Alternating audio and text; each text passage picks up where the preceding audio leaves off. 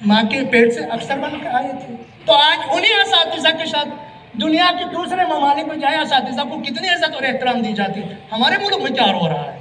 वज़ीर तालीम कहाँ बैठे आप किसके वतन पर खाक पर वज़ीर बने हैं? हमारे लिए वज़ीर बने हैं तो शर्म हया करो ना, आ जाओ इनके मसले कॉल कर दो। असातिज़ा को यानी हमारे मुअल्लिमीन को इस तरह दरबदर और इनकी बेहतरामी और बेइज्जती कराते हो।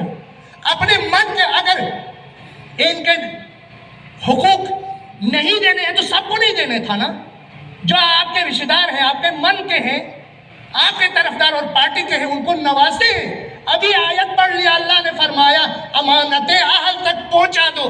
हुक्म करते हैं, फैसले करते हैं तो बराबरी और अदल इंसाफ, ये अदल और इंसाफ है। बाज को दे दे, दूसरों को ना दे। आपको कोई शर्म हया नहीं आती है? असातिज़ा को इस तरह आप परेशान कराते हैं।